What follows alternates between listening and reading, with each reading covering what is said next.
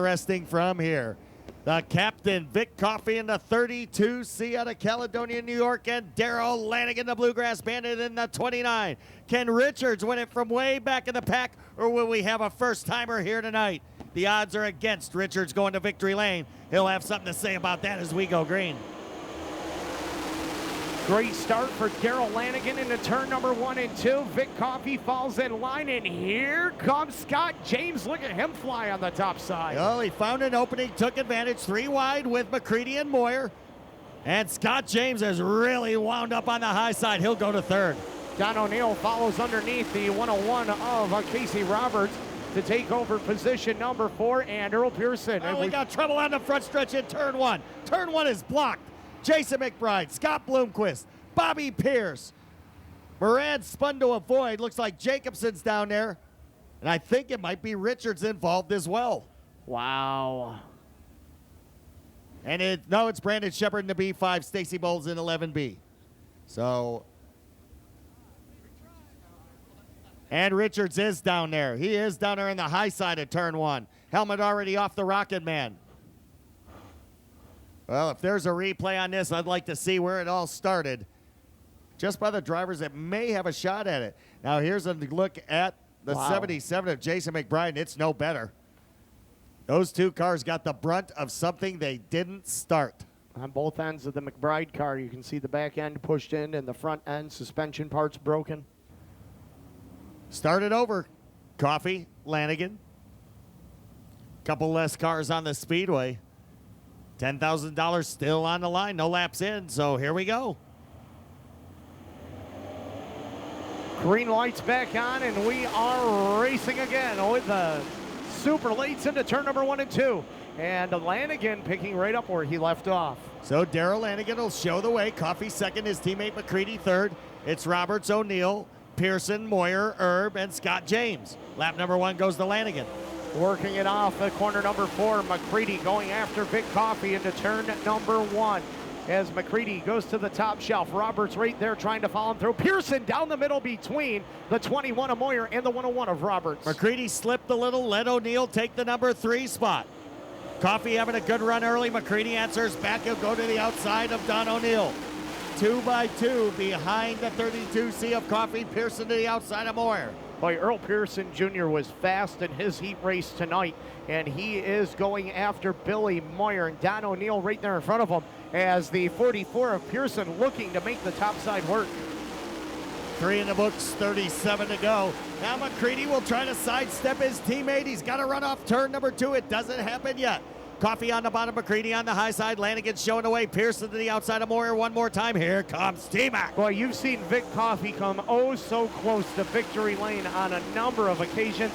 How big would it be if he could bag a super late model win here at the UNOH Dirtcar Nationals? Mean a lot to the captain who goes for it every night. We'll see. There's a long way to go. Lanigan looks pretty stout right now, but we have seen here at the Dirtcar Nationals, you can be up front, but only for a moment. Lanigan leads, McCreadie second, Coffey third, O'Neill is fourth. The 44, Pearson rides in fifth, Moyer is sixth, Ziegler is seventh. Eighth belongs to the number 1, Gia Scott James, as they head into turn number 4. And Pearson and O'Neill will stay side by side now for the number 4 spot. There goes EPJ. All of a sudden, he has come to life and trying to be a part of the equation. He'll leave Don O'Neill, go after Coffey for third. Lanigan's showing the way. McCreadie just trying to keep him within his sights. Well, Moyer sees what the 44 of Pearson is doing, and he's going to ride up on the top side. Now shoots down to the bottom. Boy, 2 different grooves on each end of the speedway that these guys are running. Yeah, you can get a good runoff of turn. If you can stick it into 1 high and keep it there, that runoff turn number 2 will really propel you as caution comes out. Dennis Erb Jr. Bloomquist involved over in turn number 2, and it looks like it might be Jacobson. Jacobson was around. He was around, and Bloomquist had no place to go and caught him and got the nose wedged underneath the 5. No, it doesn't. Down in Georgia sometimes, maybe. Just kidding. Love Georgianese. Cat Daddy and Shane Clanton speak it well.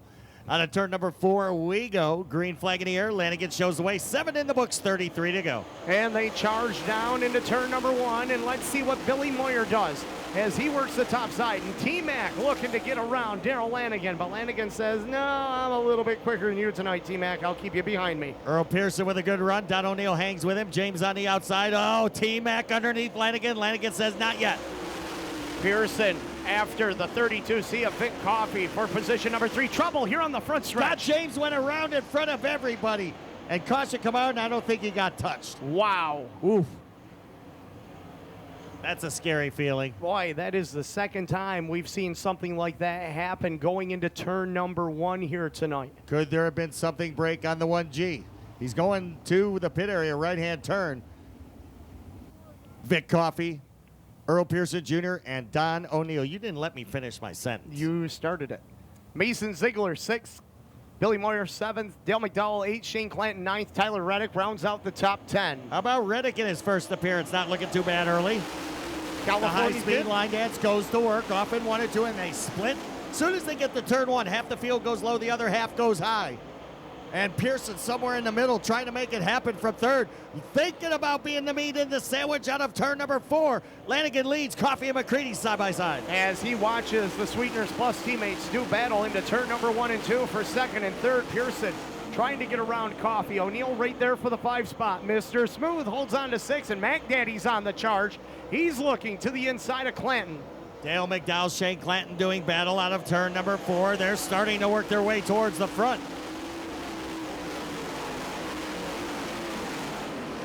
14th starter Shane Clanton has worked his way to 7th. So he has got himself a pretty stout pony. McCreadie to the inside of Lanigan for the lead. It's still Darrell Lanigan. Wow, that was an interesting move that McCreadie just made into turn number 3 and 4 to go underneath the 29 of Lanigan. It looked like he actually braked and dove down, but it was just a different way he took the corner. Well, they do have those different type braking systems, and sometimes you can snap the car and diamond it off the racetrack. Dangerous move. If it works for you, you gain a lot of momentum. Working it off at turn number 2, Pearson solidly into 3rd, and Coffee is going backwards. He's just lost 4 spots, and we've got trouble as Brady Smith noses it into the inside wall in turn number 2. Well, Brady Smith missed the spinning Scott James, but he gets the inside retaining wall and right side spoiler damage on Reddick's number 11. So he has clipped the Armco barrier.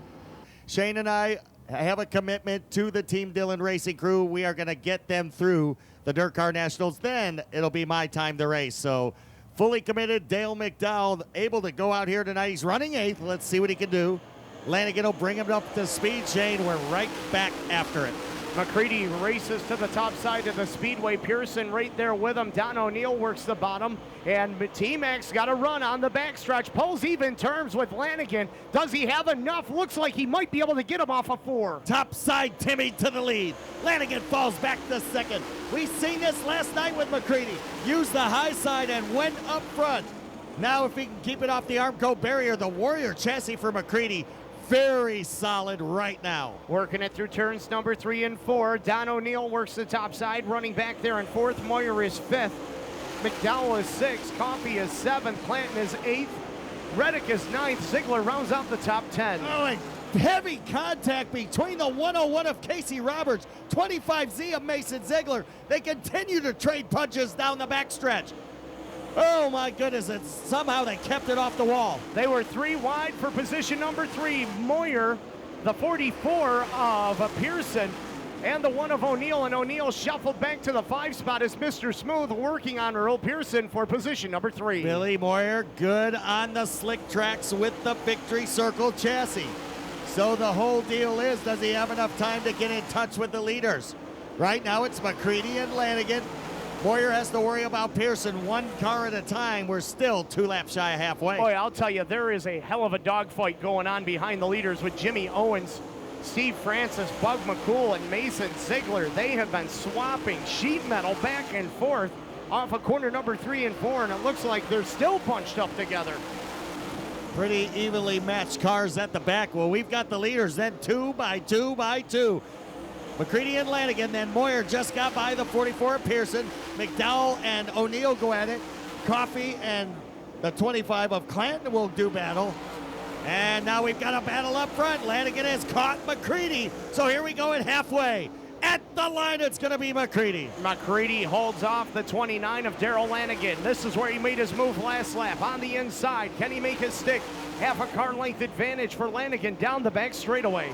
And the lead duo side by side is going to approach slower cars. They're going to be in lap traffic here shortly. So the battle being won right now by McCreadie, but not by much. Pearson and Moyer dead even for the number 3 spot. And McDowell just a little bit ahead of the 1 of O'Neill. What a battle for the lead. They stay side by side. Top 6 are side by side. They're 3 rows each. It's top 8. They're 2 by 2 by 2. Working it through corner number 3 and 4. The battle for 5th and 6th. McDowell to the inside of the 1 of O'Neill. Meanwhile, back up in front, Lanigan reclaims the lead by about 2 car lengths into 3. So Darrell Lanigan goes back in front of McCreadie. Moyer's ahead of Pearson. McDowell's ahead of O'Neill. Clanton's ahead of Coffey. Those 2 by 2 battles kind of simmered down for a minute.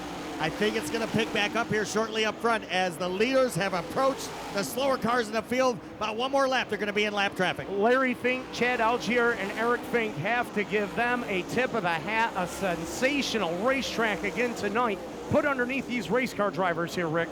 Yeah, no doubt about it. They can go wherever they want. They like the bottom, they can eat down low. They want the top side, they can throw it up and let it hang. And here comes the 29 of Lanigan. Center groove, what we haven't seen tonight. It's there as well. And Lanigan uses it to get around Billy Ogle Jr. into turn number 1 and 2. Next in line is Donnie Moran to go down 1 to the lap counter. Moran running back in 16th, and he is pulling away from McCreadie, so Lanigan has found something here with 15 to go. Well, Darrell Lanigan, Jason Jamison, Adam, and even Lily Harwood all working on that car because after getting into the fence, they had to do something, and it was put this piece together and make it work, and it is working right now. McCreadie's starting to lose sight of our leader with now just 13 to go. Moyer and the 44 of Pearson still battling tooth and nail for a podium finish. Give it to Moyer here on lap number 27, the 3rd spot. But that could all change in a half a mile. We've got one smoking. Big trouble on Coffey. Big smoke, and it sounded like the engine laid down. He is dropping fluid big time, and he's not going to make it in. We're going to see caution on lap 27. He come out of start-finish line, and it just thundered. Brrr, and there went the smoke. And Coffey comes to a stop over there in turn number 1 and 2. A tough break for the driver out of Caledonia, New York. This one far from over yet. We've seen Lanigan and McCreadie swap the lead. Who's going to go to victory lane first? We'll find out. Lanigan anticipating the start. McCreadie right there on the back deck lid. Green lights are on, and Lanigan looking to pull away. Let's see what he does as they enter corner number 2. Billy Moyer trying to keep that podium spot and maybe advance a little bit. Here comes McCreadie, a good run off of turn number 2. They go side by side for the lead in 3 and 4. Out of turn number 4, top side, Timmy back up front. And Pearson going to work on the 21 of Moyer again, and McDowell watches from the 5 spot. And McCreadie goes right to the bottom and shuts the door on the 29 of Lanigan. So a nice defensive move by T-Mac. 2 handfuls remain. 10 to go this time for McCreadie. Seems like on the restart, Shane, he is just rock solid. Now Moyer's going to go after Lanigan for second. Billy Moyer making a bid for the runner-up spot. He'll bring it off of corner number 2. Lanigan right there in the middle. Pulls up ahead by a half car length. As now McDowell going after Pearson for position number 4. Mac Daddy has the spot, and Moyer's not finished with Lanigan, and they're both closing in on McCreadie. Let me tell you something. When Ben Shelton talked to Shane McDowell, Dale McDowell was in 8th and not much of a factor. He has come to life in a big way. 4 cars trying to win this 10,000 event with just 8 to go. Side by side for second. Moyer to the inside of the 29 of Lanigan. He'll put it nose in front and now solidly in front of Lanigan for position number 2. Does Billy Moyer have anything for T-Mac? We'll have 7 to go as they hit the line. This has been a very entertaining race, and I don't think the entertainment is over because Moyer is closing in on McCreadie. Billy Moyer has come to life, and he's going after T-Mac with 7 to go. What a difference 48 hours has made for Billy Moyer. He is all over Tim McCreadie for the lead into turn number 3 and 4. We will have 6 to go. There's $10,000 waiting at the end of the rainbow of this one. Don't count out Dale McDowell as he's closing the gap on Lanigan for 3rd. So far, so good for McCreadie, but Billy Moyer is hounding him. It'll be 5 to go this time, and it's going to be a 5 exciting lap dash to the $10,000 cash. A handful from Dave Farney as Billy Moyer sets it up into turn number 1 and 2. McCreadie right there shuts the door on the bottom as Lanigan can do nothing but watch from third right now as McDowell still pedaling hard up into turn number 3, trying to make a charge on Lanigan. And Lanigan tested the waters up top, went right back to the bottom. So Darrell Lanigan may just be holding on here. Wanted to see if maybe there was something there to use at the end. It's going to be 3 to go this time. If he's got something to use, he better use it. Time is starting to run out in a hurry as McCreadie comes out of turn number 4. McCreadie right down and the here middle. comes Lanigan. Off of corner number 4, and Lanigan on the top shelf, looking to get around the 21 of Moyer. Will he do it this time? Off of corner number 2, he will. Let's see what he has in the last 2.5 laps. Well, Darrell Lanigan last lap went center groove and then tucked right back in line. Now he commits center groove. Moyer answers back to the inside with 2 to go. White flag the next time by. Moyer goes back to second. Now Lanigan will answer him back all the while. McCreadie just trying to pedal her home. Tim McCreadie says, race it out, boys. You stay back there and let me do my thing. We're going to have 1 to go. There's 3 grooves to use, and they're all in them. Here we go, Rick. And they're both closing in on T-Mac. So it could be 3 cars under a blanket. Here comes Darrell Lanigan to the outside. 3 cars down the backstretch for the checkered. Into turn number 3 and 4. McCreadie in the middle. Lanigan way up on the cushion. Moyer down on the bottom. Off the turn. It's McCreadie with the win. Oh, Lanigan gets second. Moyer takes third. What a finish. Dale McDowell 4th. Don O'Neill 5th. Earl Pearson Jr. 6th. Shane Clanton 7th. Steve Francis 8th. Casey Roberts 9th. And Jimmy Owens rounds out the top 10. Volusia, let me hear you. What'd you think of that finish? Wow. Tim McCreadie, Darrell Lanigan, Billy Moyer. What a battle between these 3 spectacular super late model drivers tonight. Donuts being made in turn number 2. The driver out of Watertown, New York, the Sweeteners Plus number 39. I guarantee you, he will do the traditional roof pounding that he does. Rick? T-Mac!